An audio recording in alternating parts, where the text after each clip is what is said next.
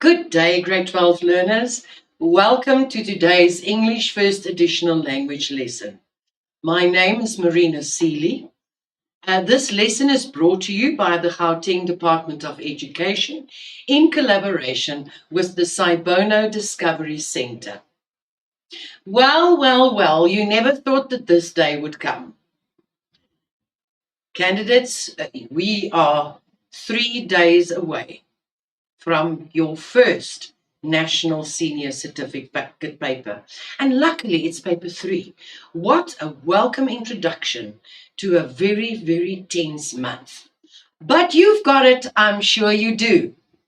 Today, we are going to look at the essay and the transactionals, in other words, paper 3.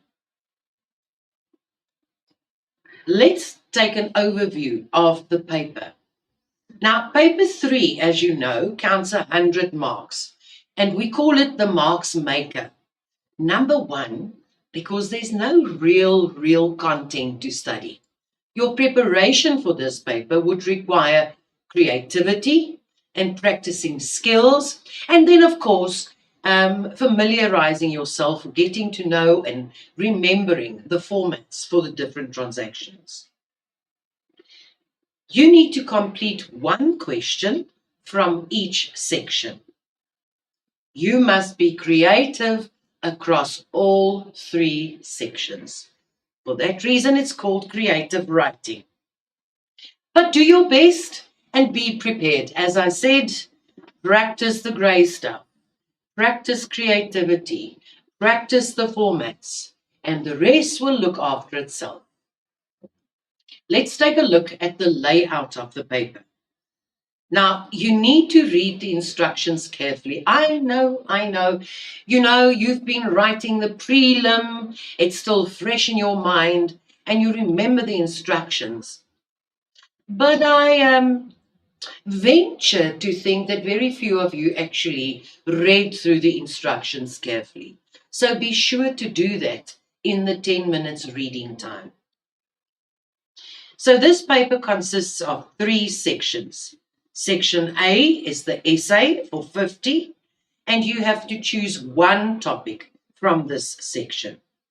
Section B is the longer transactional section for 30 marks, and you need to choose only one topic from this section. And finally, section C, the shorter transactional, and here you also have to choose only one topic. And of course, it amounts to 20 marks, which gives you the total of 100. Let's recap the writing process.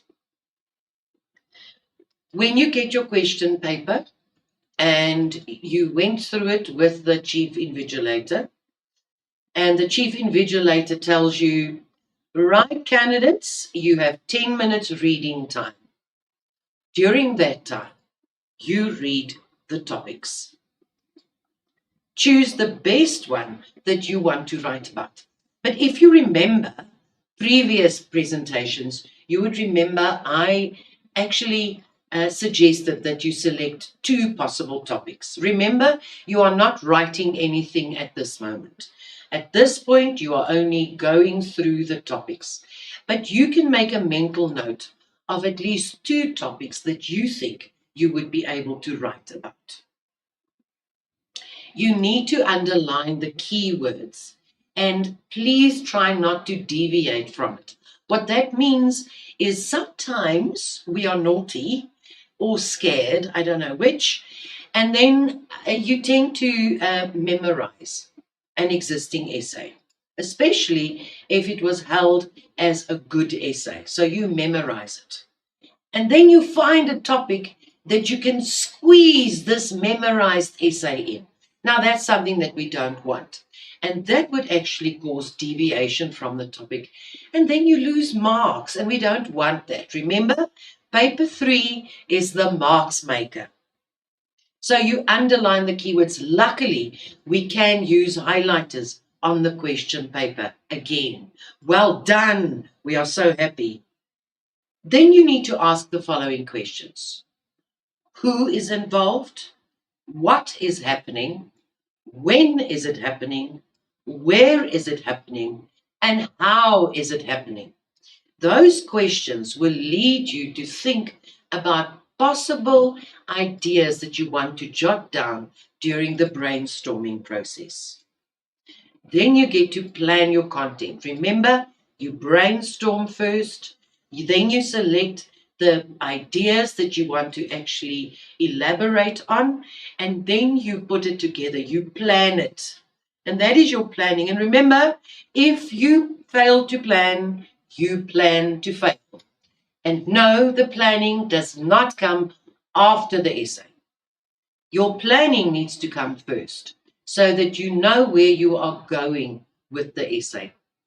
And remember, if the final essay is a little different from the initial planning, that is not going to kill you. It's not going to cost you any marks. It actually proves that there was growth in your thought processes. And let me tell you something. Your planning can be messy because that's how our mind works. Then you put together your paragraphs, and remember, each paragraph introduces a new idea. You write the essay or the longer transactional or the shorter transactional text in your neatest handwriting possible.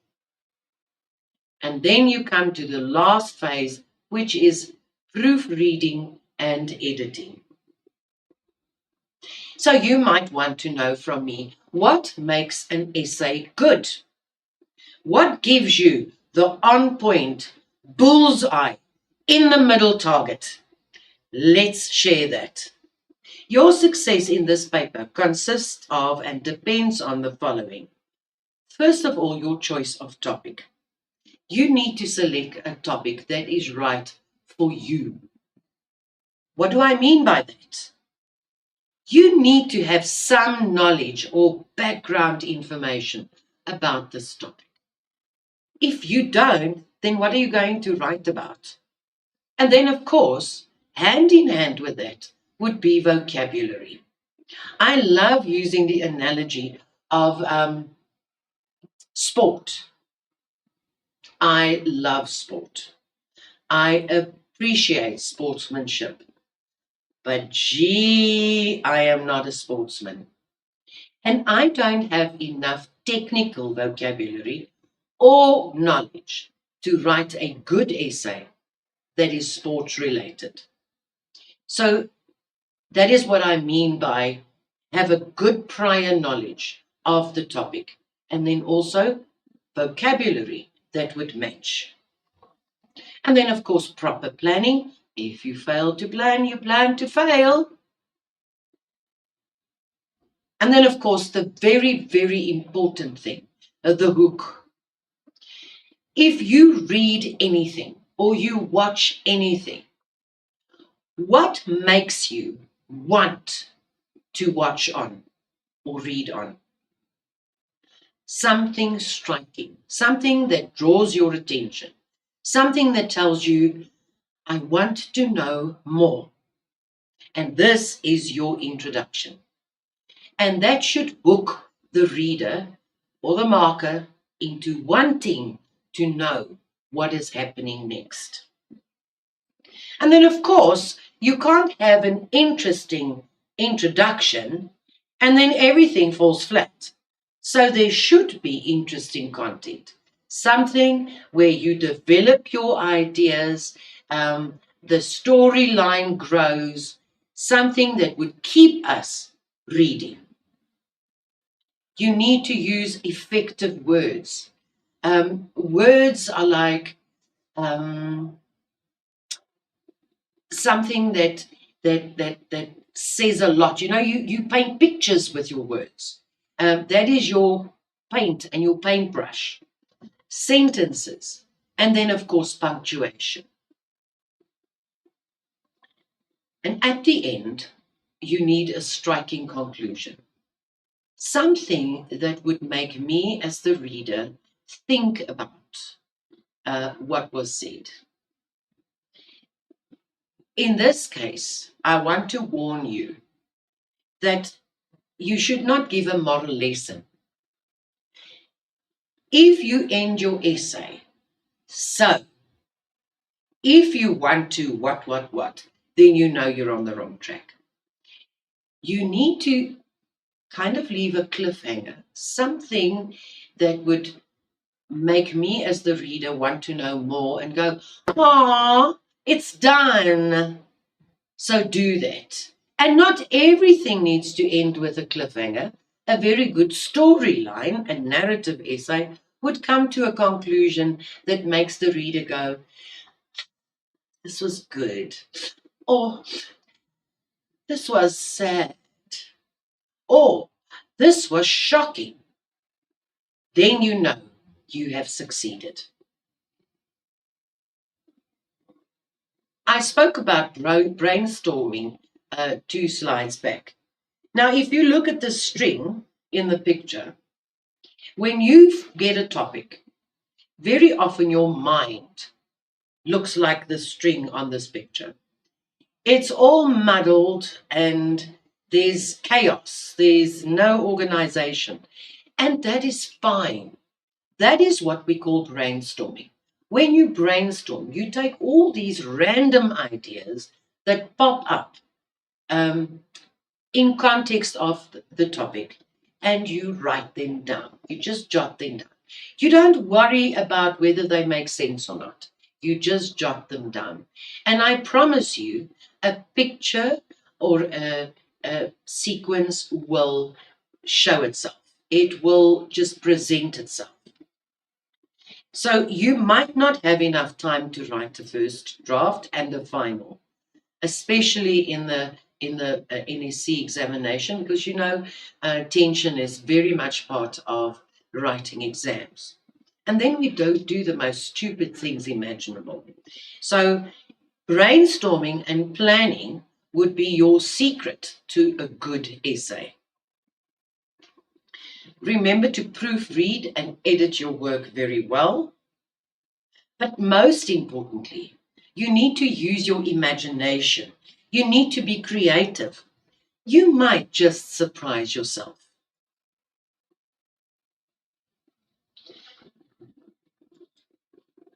A very important factor is that you should try and keep it simple.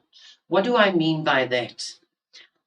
Please do not use vocabulary that seems impressive and you seem clever if you can't use it properly. Work fast, but neatly and clearly. Keep your eye on the time. Remember that all 3 sections must be completed within the 2.5 hours that you are given. Indicate the number of words used at the end of your essay.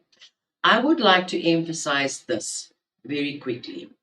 That does not mean that you should spend more time counting words than writing words. But it also doesn't mean that you can have free rein and write as many words as you like. In English First Additional Language, you are actually penalized for writing more than you are supposed to. So make sure that you keep within the parameters of the number of words you are given. Very important is register, style, and tone. And you might remember these words from paper 1. Register, we refer to formal or informal language or informal or formal register. And that just means that you use formal language or informal language.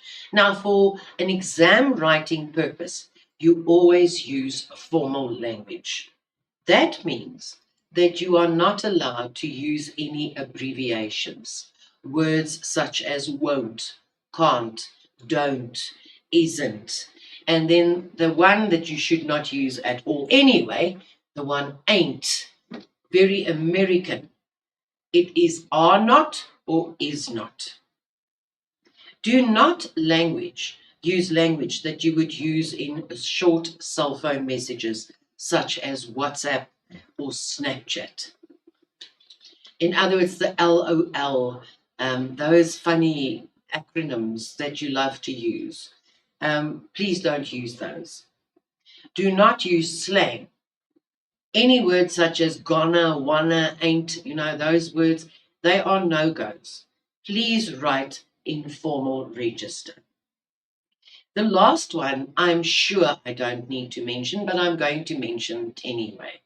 Please do not use profanities. And what do I mean by that? Profanities are what we call swear words. Swear words are not appropriate for formal writing, any writing or speaking, as a matter of fact. Then we come to the choice of words. Now, previously I referred to the fact that choice of words is extremely important. Your word choice should be such that it concentrates what you want to say. It actually paints the picture that you want the reader to see. So you are creating pictures with your words. Choose your words wisely for the most effect. And we are going to do a little activity later that will show how choice of words would actually enhance your writing or make it better. Please be mindful of the following. Number one, impressive words. Now, I've mentioned that before. We so often hear people using words that seem very, very impressive. It's like, oh, this person must really be clever because they use long words and they sound really difficult.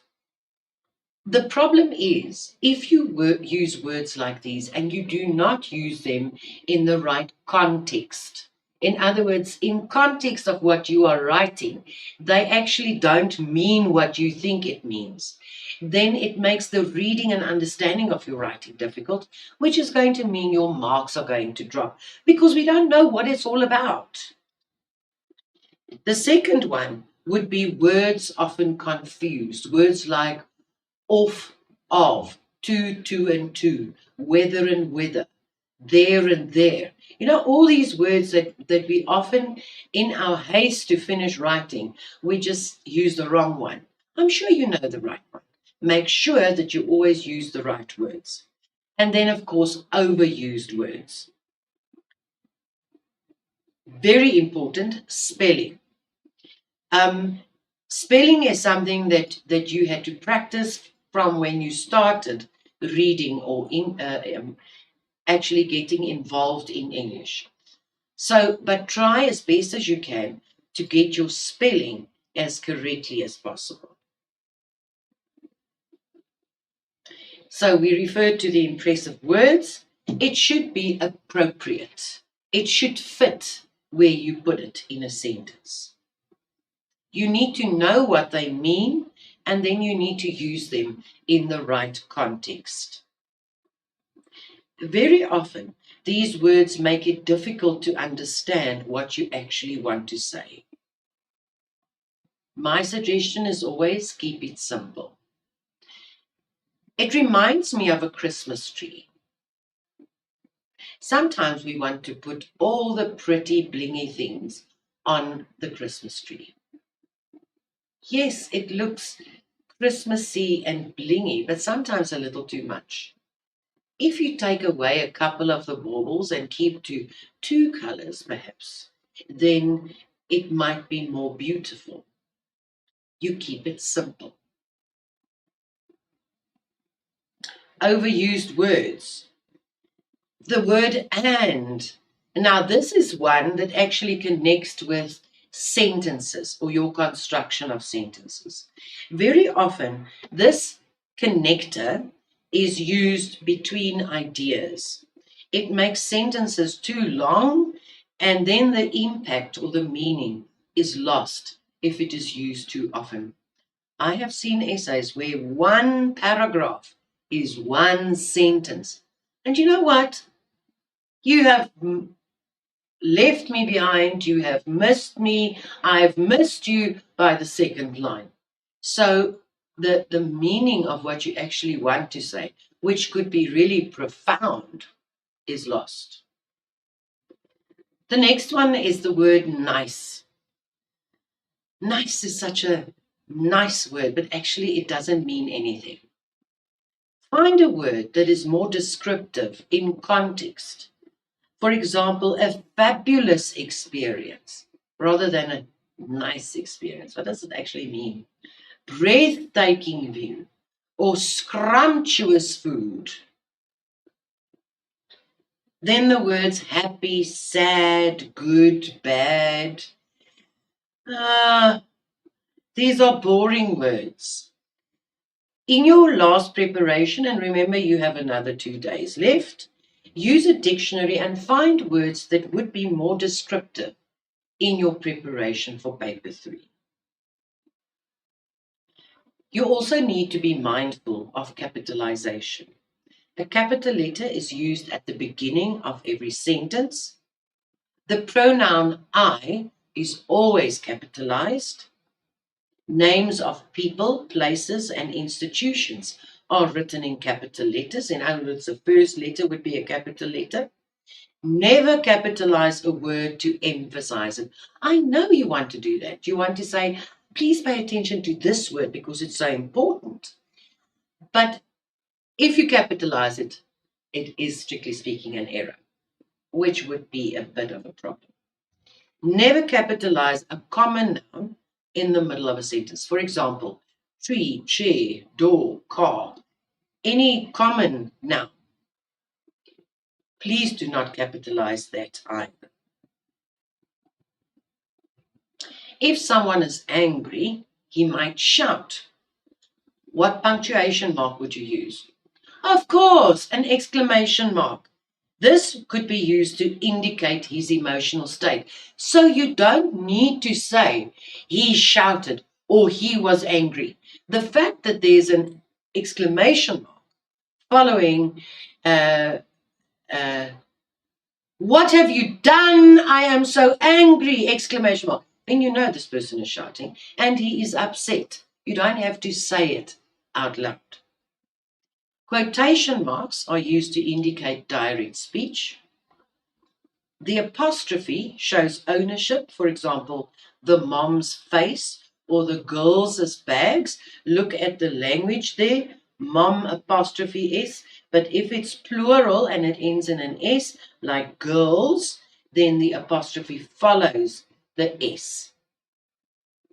Never, ever, ever use the apostrophe to change a word into the plural form. Please read and adhere to the instructions given. You must cancel all rough work, or if you were able to, the first draft. The draft needs to be cancelled with a clear line drawn through it so that the marker doesn't waste time marking the first draft and then turn the page to see that there is a final following. Make sure that you do that, but neatly. Learn the formats for your transactionals, your longer and shorter transactionals very well. I want to actually emphasize, do not keep to the ones that you know. You know the friendly letter. You've been writing a friendly letter forever. Do you need to study the friendly letter? No, because you can write it. Very often the dialogue is also a popular choice. Do you really need to study the structure of the dialogue? No, you can kind of revise it, but you don't need to spend a lot of time on it. Rather spend time on the transactionals that you are not sure about. Improve your vocabulary. You have another 2.5 days left. So try and read a little more. You might come across a word that you might want to use in your essay or your transactionals. I repeat about the contractions, never use the contractions because that is informal writing and we are writing using formal register. Try to keep your sentences, I won't say short, you can actually vary them because remember, shorter sentences catches attention, it emphasizes, it creates tension, specifically when you write a narrative essay. But 2 long sentences should not be used. Why is that? Because we actually lose interest and we lose the gist of what you want to say. And then it's not as effective. Now we come to the editing part. So, what does editing actually mean? You will most probably not be able to rewrite your essay. I said that right at the beginning. You won't be able to write a first draft and a final as you have done in class because our time is limited. So you need to depend on proper planning. Identify problems or errors that will make it difficult to understand what you have written. And when you spend time to read through your essay again, they will actually quite quickly pop up. Use the correct way of breaking off words at the end of a line. Candidates, is so important that you don't write right up till the end of the line and then remember, oh, the teacher said we're not allowed to write in the outside the lines, so now I have to write the going and then the G on the next line. It doesn't make sense. A good rule of thumb is to divide the word into syllables. And if you come to the end of a line and you see you're not going to be able to fit in the whole word, divide them in syllables and you can break it off at the correct syllable. Use the correct way of breaking off words at the end of a line. I repeat that. Please do not use a slash between a choice. For example, you don't know if the person that you are addressing is male or female, and then you say him slash her. Or in the informal letter, the friendly letter, or even not the informal, my apologies, the formal letter. You don't know whether it's a male or a female that you're addressing this letter to. Now you write sir slash madam in the transactional writing. At this point, if it isn't given in the brief, in other words, in the question, then you get to decide whether the person you are addressing is indeed a sir or a madam, and you choose one of them. You don't use the slash. Correct the errors that you have identified very neatly. Remember, you don't scratch out the error, that when you scratch out everything and you don't want to see the word at all. One line would suffice. And then you write the correction above the word that you struck out. Remember that it must always be done neatly in ink and not pencil. Now, I said previously that I am going to give you an opportunity to practice some of the skills that I've just reminded you of. So I wrote a paragraph and I'm going to request you to correct certain things. So let's read through it carefully. Sometimes I wonder, why is my mother always avoiding to talk about my father? Why is she always ignoring conversations about him? Is he dead? Is he arrested? Did he leave us? I wonder what happened. Maybe my mother is just trying to protect us. You are clever. I'm sure that you have identified a couple of errors already. So, you need to reread the paragraph on your own. Correct any spelling errors or words that were used wrongly. Correct all incorrect capitalizations. And you have 2 minutes for that, starting now.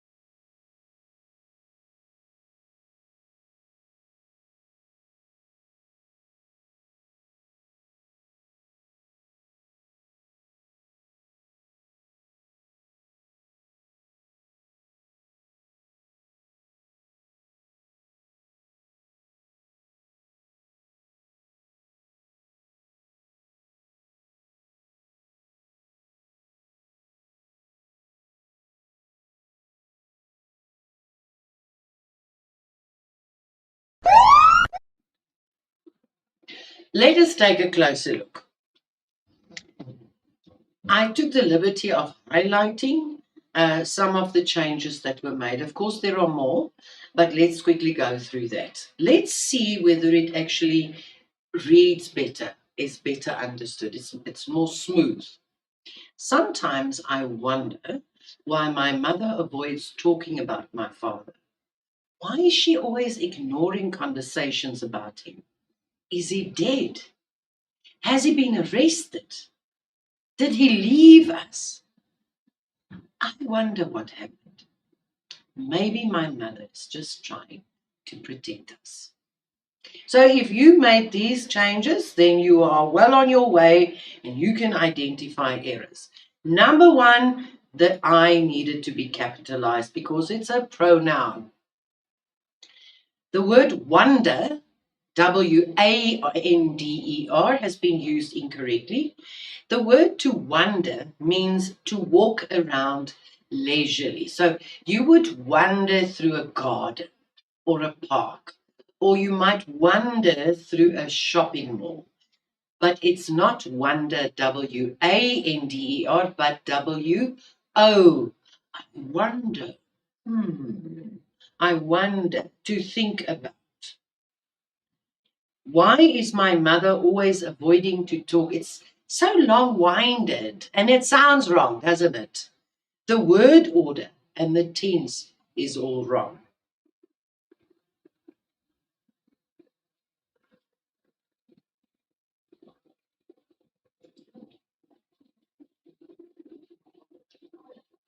We have a bit of a challenge. Okay, right. So, I wonder there's another one that I can quickly look at. Um, there was an, the technology is an interesting thing. It's like my cell phone; it needs to be recharged, and I need to be reminded. Um, in the previous slide, the sentence "Is he dead?" was followed by an exclamation mark. Is he dead? Does that make sense? No, this person is wondering, where is my father? Why doesn't my mother talk about him? Is he dead? Or has he been arrested? That is actually more appropriate. Did he leave us? Now, in the first one, it's the word leave, L-E-A-F. So that is definitely also not appropriate. I wonder what happened. Let's see if my technology is a little. Conversations should not be capitalized. It's in the middle of a sentence. It is a common noun. Can't be capitalized. And then the word leaf refers to something that grows on trees. So the pronunciation is very important. Not leaf, but leave. In other words, it's voice. The moment you hear that, you know it is VE. Let us read this paragraph. Saturday morning, after a long sleep, waking up on the smell of my mother's breakfast, a hot cup of strong coffee next to my bed. My little sister is already up watching her favorite cartoon, Mr. Bean. You could tell she woke up early. I can hear my uncle snoring from my room. He slept late as always. Good morning, my boy, says my mother. Hey, mother, I replied. Breakfast is ready, she said. My mother being kind as always, I drank my cup of coffee. After that, went straight to the kitchen table. English breakfast on the wood table with my favorite juice, apple juice. My mother already made my day. Could you understand this? Could you picture it? I have a challenge for you. Let us try and write this, fine tune it, change a couple of words, correct some of the errors to make it more effective than it already is. You will get a good mark for content because the idea is there, the picture is painted. but there are so many errors, and there are ways in which you can make it a lot more effective. Are you up for a challenge? Let's see. The writer used punctuation marks, but some of the sentences could be more effective. So I want you to read the paragraph again. Then I want you to rewrite it, including more effective punctuation. Remember to use capital letters if you use a full stop, exclamation mark, or question mark to indicate the start of a new sentence.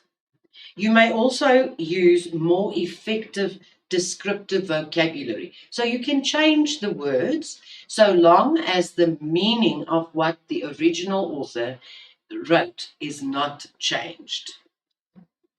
And you have a full 5 minutes for that.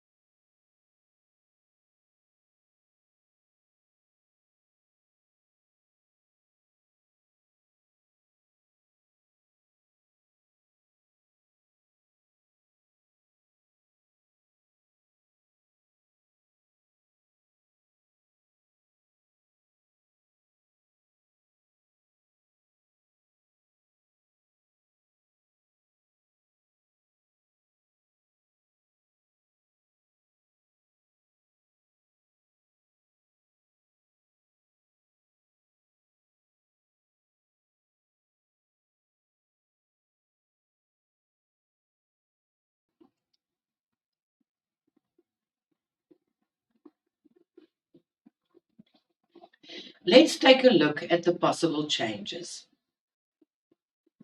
I woke up Saturday morning after a peaceful night of sleep to the smell of strong coffee on my bedside table. I could hear the sound of my sister's favorite cartoon, Mr. Bean, coming from the family room. I could tell she was up early. The snores reverberating from my uncle's room told me that he was still asleep. He was definitely not a morning person. I shuffled into the kitchen, called by the tempting smell of toast and bacon. Good morning, my boy, Mom said. Breakfast is ready. Hey, Mom, I slurred, stifling a yawn, empty coffee cup trailing from my hand. I gazed at my mom's kind face, illuminated by the slither of sun creeping through the curtains, and I plopped down on my regular seat at the wooden kitchen table. I grinned. She prepared an English breakfast and even remembered my favorite apple juice. She had already made my day. Let's take a look at the paragraphs in detail. I woke up Saturday morning after a peaceful night of sleep to smell strong coffee on my bedside table. I started my paragraph with a verb emphasizing my sensory perception. In other words, what do I hear? What do I smell? What do I see? And even to an extent, what do I taste? What do I touch? But I haven't changed the meaning. It was a peaceful night of sleep. It tells you something. Not coffee, strong coffee. I could hear the sound of my sister's favorite cartoon from them. I could tell she was early. And then the snores reverberating. Now, when somebody snores, it's not just snores, it's like an action or a sound that keeps going on. And if this snoring is loud enough, it's actually quite frustrating and irritating. So the word reverberating makes it sound as though it is floating through the air. He was definitely not a morning person, rather than saying he sleeps late as always. Right, that implies that he doesn't get up early. I got rid of the misrelated participles. Those are words ending in ing without the words am, is, are, was, were. Right, that is a misrelated participle. I included more descriptive words such as peaceful and reverberating to create a more vivid picture. I included more commas and combined some of the sentences to avoid repetition. Otherwise, it's always, I did that, then I did that. That's another word, then. The moment you use the word then, it's like, oh, really? This is boring. How many thens are there in this paragraph? I corrected the verb is to was to adhere to the same tense. In other words, if you write a narrative essay, it's always easier to write in the past tense. But then you must be very careful that all the verbs fit with that, unless it is direct speech, like when the mom greets the son in the morning.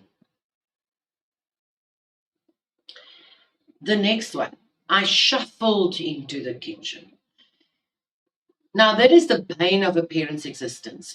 When you hear shuffling, that's when you walk, but you kind of pull your feet across the floor. You don't pick up your feet. It's like shh, shh. And usually you do that when you are really tired or when you are not quite awake yet. So I shuffled into the kitchen, called by the tempting smells. There's nothing that smells like coffee. There's nothing as inviting as the smell of coffee. And that is what we are bargaining on. All these coffee shops, they are bargaining on attracting you because of the smell, not only of coffee, but then also anything that has been baked. In this case, the smell of toast and bacon. Shuffled instead of walked tells the reader that the speaker is still half asleep.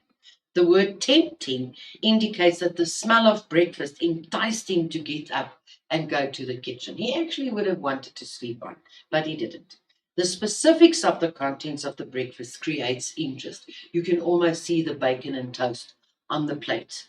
The reader can almost smell what the speaker smells. Good morning, my boy, Mom said. Breakfast is ready.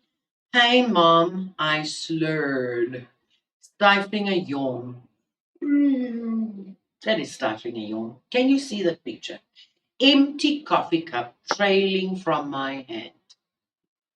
By isolating the direct speech on their own lines, I place emphasis on the relationship between the mother and the son. The words slurred and stifling creates interest. Right.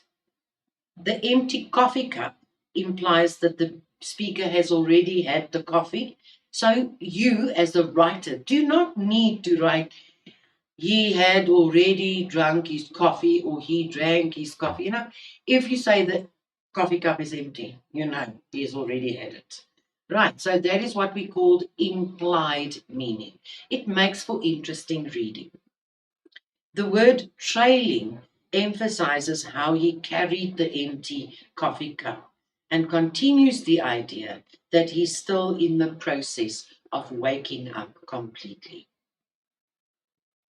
In the final paragraph, there's that intense moment between mother and son, and then also describing the scenery, the setting. I gazed at my mom's kind face. Now, looking and gazing are two different things. Illuminated, brightened by the slither of sun creeping through the curtains, and plopped down on my regular seat at the wooden kitchen table. I grinned. Mm-mm. She prepared an English breakfast and even remembered my favorite apple juice. She had already made my day. Gay shares the speaker's love for his mother and emphasizes the mother's kindness. I gaze at her. And you can only do that when you really love someone. Including the effect of the sun on her face creates a positive picture of the mother, enhancing her lightness and kindness. Now, a slither is, when you get up and the sun is already up, but the curtains are still drawn, and there's this one sunbeam coming through that little opening between the curtains. That is a slither of sun. And if you look carefully, you can almost see that sunbeam shining through the house and reflecting on any shiny objects. It is lovely. The word grinned shows progression. In other words, initially he was sleepy and now he is grinning. So he's like, Why? Because his mother has made his favorite breakfast. The clever use of punctuation increases effectiveness. So this takes care of section A of the essay for 50 marks.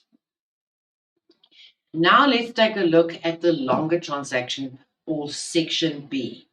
Now there are three categories. Category A would include a friendly letter, formal letter, letter of request, application, business, complaint, sympathy, congratulations, and thanks. And they would all have the same kind of format. Right. Category O, that includes the curriculum vitae and covering letter. Now, here you must pay very close attention. It has to be the curriculum vitae plus a covering letter. So for this transactional, there needs to be two things, but your number of words stay the same. And then, or the formal or informal letter to the press, and then, of course, the email. Category B consists of a review. It could be a newspaper or a magazine article, an agenda and minutes of meeting. Yet again, If there is an agenda, there has to be a minutes of meeting, but the number of words should be spread across the agenda and the minutes of meeting. Formal and informal reports. It also includes the obituary, which is a real favorite among grade 12 learners. Category C, that is a dialogue or a written interview. Remember the difference between the two, the written or the formal or informal speech. Right, that takes care of the categories. Now, you have to choose only one longer transactional text from the ones given. The body of your response should be between 120 and 150 words in length. Write down the number and the heading of the text you have chosen. For example, 2.1, friendly letter, and then you complete your transactional task. Remember to plan, edit, and proofread your text. Yet again, you might not be able to write a first and a final draft. In this one, you need to plan properly, and from your planning, you should be able to write your final. Clearly indicate your planning and cross it out before you submit your paper. Your longer transactional text will be assessed according to a 30 marks rubric containing language and content. Should actually be the other way around. First content, what it was all about, and then the language. Pay particular attention to format, language, and register. Now, in category A, we refer to informal and formal letters. A friendly or informal letter to could be to parents, to a friend, a close relative. Then formal letters. Example of formal letters could be a letter of request. If you ask somebody something, a letter of application, you might use that very soon.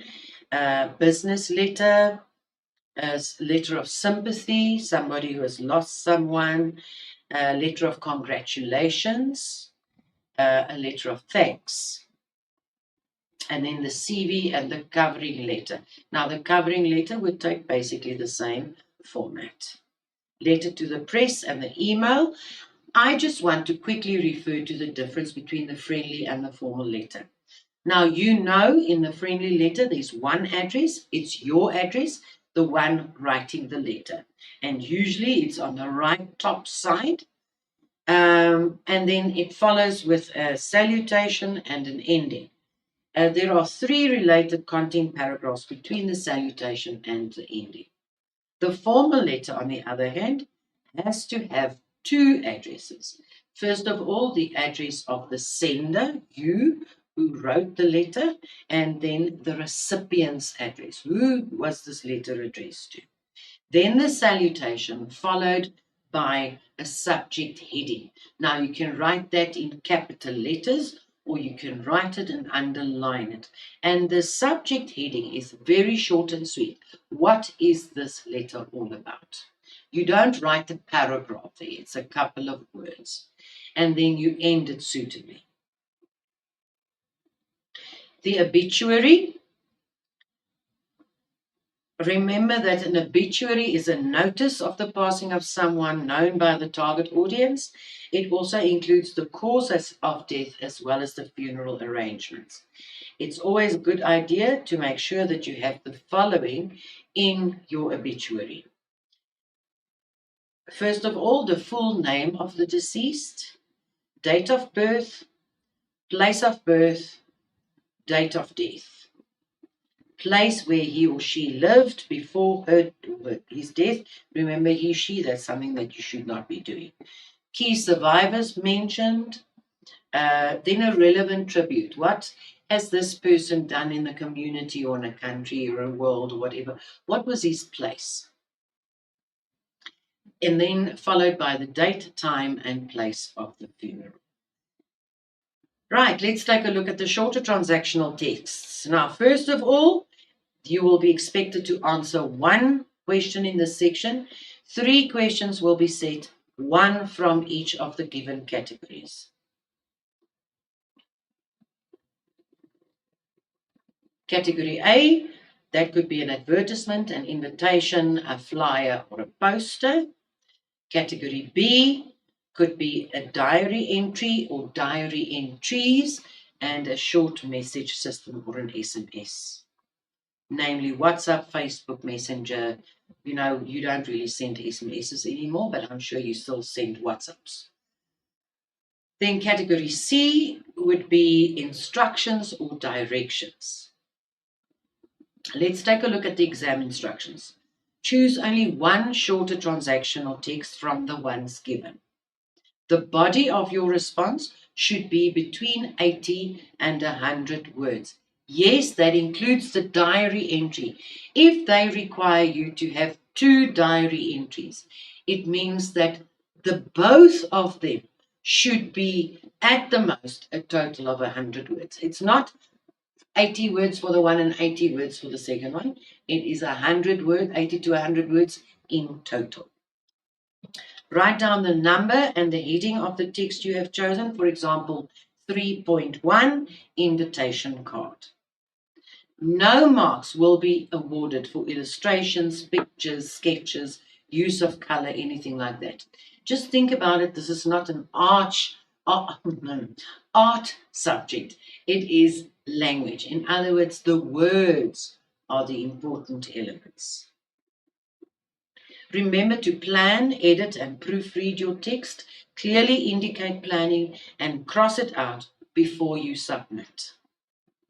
Your shorter transactional text will be assessed according to a 20-mark rubric. Yet again, content and language.